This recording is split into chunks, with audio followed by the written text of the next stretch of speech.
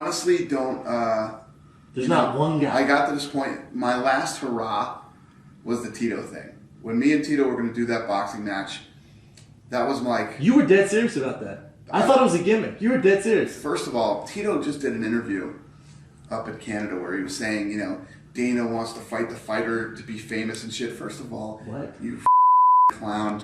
You put it in the contract to fight me. Yeah. I didn't ask to fight Tito. That was part of the stipulation when he came back, that he wanted to box me. And then Tito ended up bailing and pulling out of the thing after I trained for the thing. You were training with legitimate training camp? Bro, I brought in Floyd Mayweather home for you? No, I brought in heavyweight, like real heavyweight guys to spar with. It was like, wow. I would be sitting. Wait a minute, so I was 37 years old, okay? So I'd be sitting here in my office, right? And these 23 and 24-year-old pro fighters are showing up. Did you ever see that movie, 3 O'Clock High, where the kid's going to get his kicked after school, and he's doing everything he can to get out of this thing, you know what I mean? Whatever you can do. Yeah. Oh. So these guys would show up every day to train with me, and I was like, oh my God, those guys are going to be here in an hour. Dreading it. Oh my God, those guys are going to be here in 45 minutes. Oh my God, those guys are going to be here in 15 minutes. And I'd go down and spar with these guys every day getting ready for this fight. And one of the kids that I was sparring with at that time is ranked number 6 in the world right now, heavyweight. And, did you give him the business? 6 or 8. No, I mean, I went down there and went at it with these guys every day, getting ready for this fight. How long had you been boxing? And that backed out. So you're disappointed when he backed out. Yeah, I was really upset. He's still calling him. I showed up and weighed in. I showed up at the weigh-in. What was the weigh-in? He bailed. What did you have to weigh? I had to weigh, I weighed under 200 for that fight. I weighed like 198 or something like that. But Tito was going to weigh 205. Dang, I thought Tito had to weigh 205. Tito walks around at 225. Exactly. So That's he had to weigh big 205 for the fight. You must have been very kind of worried. It wasn't a gimmick. I had to get licensed by the Nevada State Athletic Commission. It was a big deal. Huge deal. He just But when you were putting yourself on the line there, you could have gotten knocked out in front of everybody. You were willing to go all the way. Yeah. Let me put it to you this way. Come on, man. You got to love that. Tito and I have boxed before. Oh, it wouldn't have been the first time Tito and I boxed. Oh. And how's it usually go? Not good for Tito. What? Get out of here. Tito didn't. Not good for Tito. Don't kid yourself. Tito didn't ask me to fight him in an MMA fight. No. Tito would kill me. Well, yeah. Well, I mean, he'd murder me. It's an MMA fight. Tito would murder me in an MMA boxing, fight. you're comfortable. Tito asked to box me.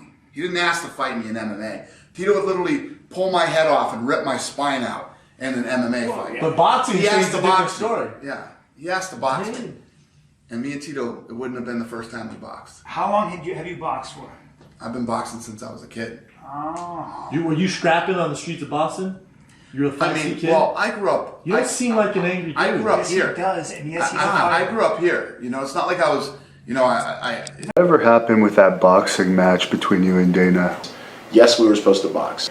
But when it came down to it and it was going to get done, he said, we can't do that anymore. I can't give you anything. I said, well, if there's no contract, you can't give anything, I'm not going to do it. He's like, well, you got to do it. I go, I don't have to do it. And any of my other fights, I always fought, and I fought for money. I've always had a contract in front of me, so the athletic committee sees it.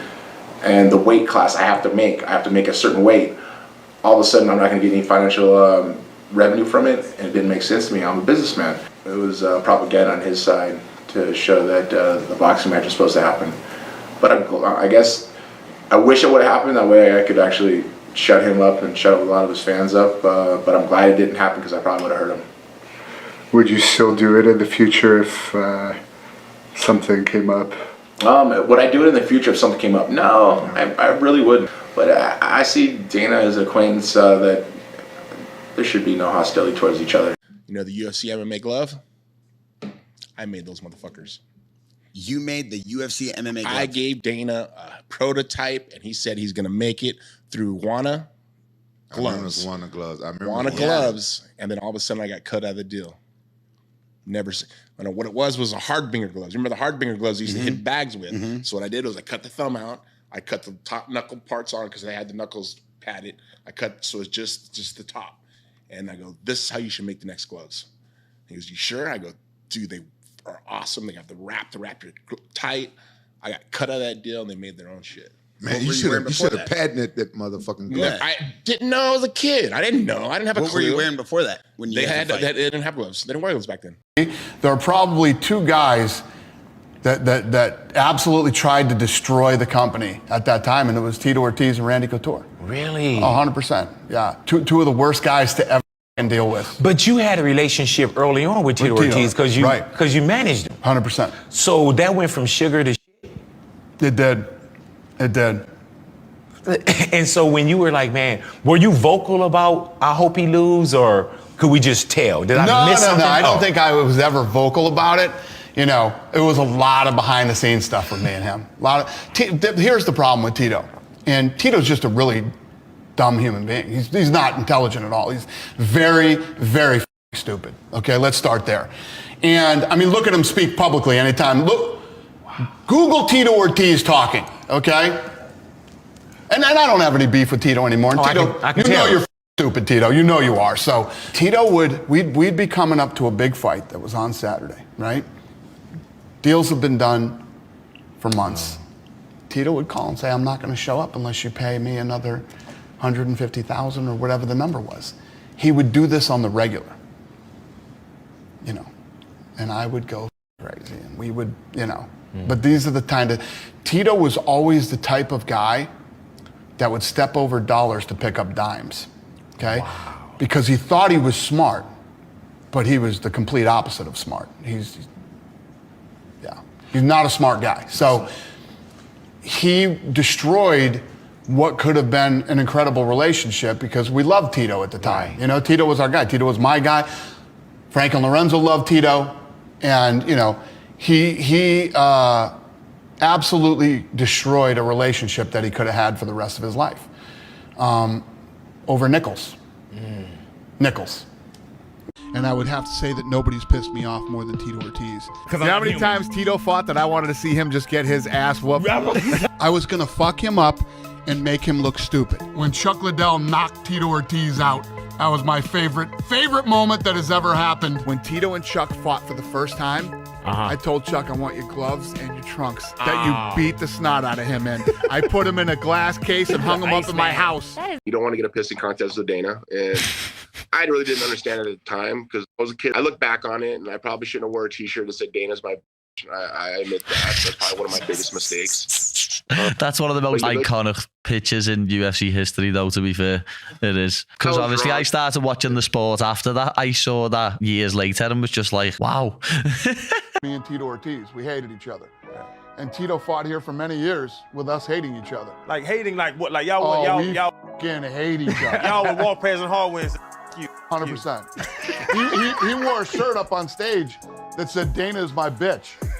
Yeah, at one of the weigh-ins. Yeah. And I always talk about, when we do interviews, I always make sure I let everybody know that he's one of the dumbest motherfuckers that you will ever meet.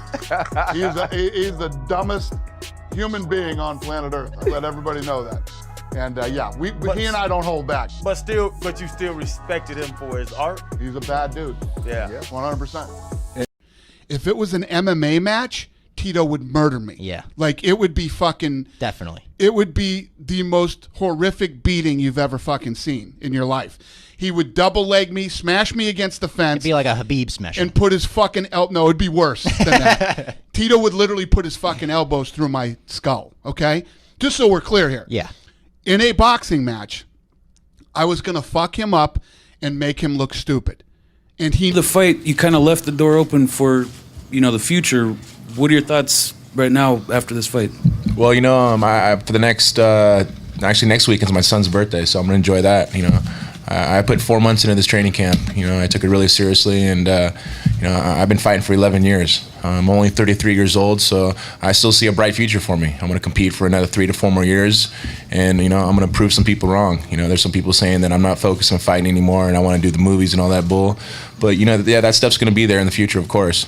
But I left it open because I know that I'm gonna still compete. I'm still hungry. I still want to fight.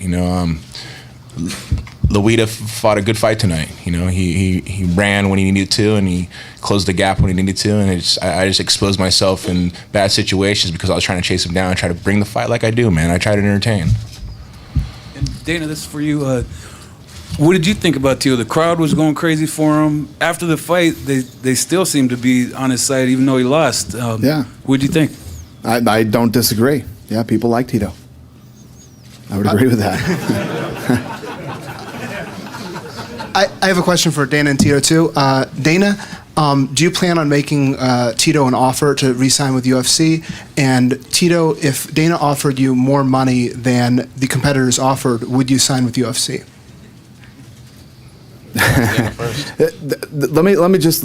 I'm sure there's going to be a lot of Dana Tito questions. Let me just get it out there. The stuff between Tito and I is very real. You know, this is no bullshit. We're not trying to, put on a WWE show. It's very real. That's why there's cops on each side, as you can see. Set on cable stations. And it's going to take Tito and I probably sitting down in a room and talking, and we haven't done that in a long time, and we'll see what happens. Hey, Dana, did you tell Tito not to be here at the presser? No. So I haven't talked to Tito. Tito and I haven't talked, and no, he didn't say nothing to me. The people who work for him said. Said you okay? Yeah, they're trying to guide me out the door, up the escalators, and saying, "Yeah, you go this way, that way." And thank God I have my security Joshua with me that goes, "No, bro, it's right here." And then they're like, "No, Tito's welcome to come to the press conference as long as he's not holding his own press conference." No, I wasn't. The thing starts at when everybody gets here. I think that was the issue. Tito got the mic tonight. Tito's here. Tito's welcome to say whatever he wants to say. Dana, do you want Tito in the UFC? Yeah. I listen. Like I said, Tito and I probably need to sit down and talk. Like a couple of adults, which we're not. We all know, and talk. And when we do that, we'll see what happens. What's the likelihood of potentially rematching Vanderlei and Tito again, and would each one of you oppose that or down for it? I think that, I think there's a lot of interesting matchups for Vanderlei and for Tito.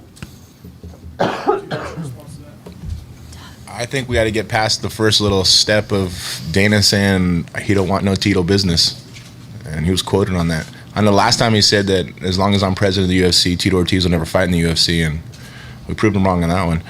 It just really comes down to, what makes us fighters happy. The respect value really comes down to. But Vanderlei's an awesome fighter. I mean, he did an awesome job tonight. I congratulate him. I mean, he's a great fighter. The last time we fought, we had a great fight. And it was the light heavyweight champion after that match was over. But Vanderlei's a great fighter. He did a great job tonight, and I congratulate him 100%. And for the future, you never know what happens. And respect is a two-way street. Vanderlei, would you fight Tito? Would you fight Tito? I don't know if he go to fight in UFC again. I am a UFC fighter.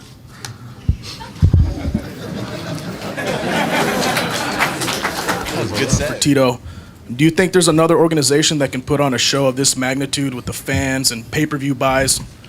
I mean, there's all kinds of startup organizations, but do you think they can capture the magnitude of what happened tonight? I don't know about the magnitude, it's just a factor. It's all about the fighters. It's not about the organization. You got to understand that. UFC has done a great job of promoting fighters, and what it really comes down to is the fighters are the ones who get in the octagon and fighting. The stars are the ones who are making the shows, and what happens when the stars go elsewhere? Couture, Tito Ortiz rematch. Tell me what guys wouldn't want to see that. It just really comes down to the fighters, man. That's what I've always stood up and try to explain and try to fight for. People got to understand that, man. We're giving our lives on the lines when we step in the octagon.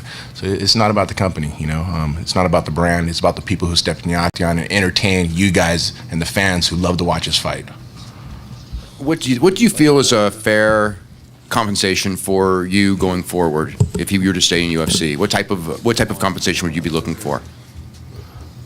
A fair cut? Yeah. What do you consider a fair cut?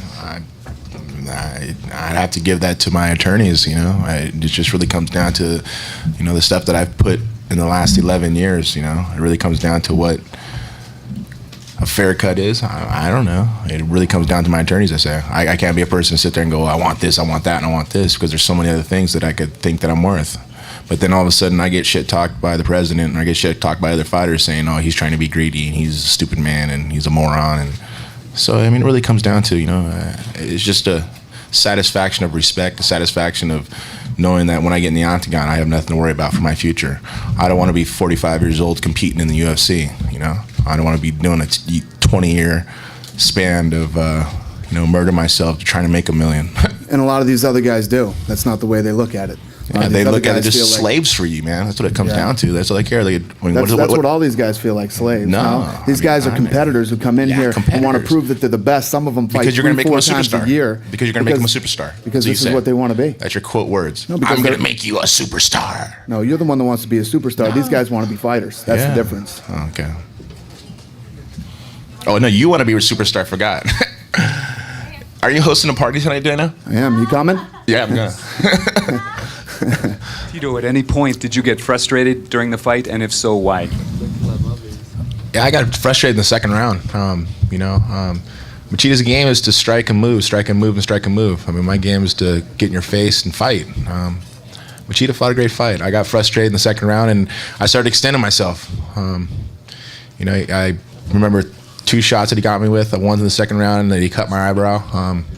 And then the knee when he caught me in the third round. And once again, it was just me extending myself. Machita's a great fighter. I got to give him respect. He came in and he fought a good game. He got out of my triangle, which I was like, God damn, I had that thing so tight. But, I'm not known as a submission guy. And I do got submission skills. And, he fought a great fight.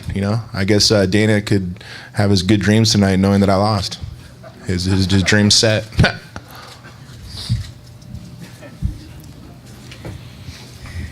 Hey, Dana, sorry to keep harping on the Dana-Tino feud, but one of the great stories about mixed martial arts is that at the end of the bout, you guys show a lot of respect to one another. BJ and Sean tonight, and we've seen Matt Serra, George St. Pierre.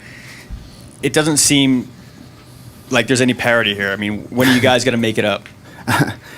Me and Tito have we need some serious fucking counseling, okay? We need some counseling, and I think that, I don't know. I can't answer that question, I told you. We need to act like grown-ups here at some point and sit down and talk to each other, And it's hard for both of us. I'll admit, it's very hard for both of us. This question's for Dana and Tito, actually. You all have mentioned a couple times that you all may need to talk things out. But have either of you ever given any other thought to maybe going a few rounds in the ring being a better way to settle that than talking it out? We all know what happened last time that tried to happen. Yeah. That's where we are right now because of it. It's true.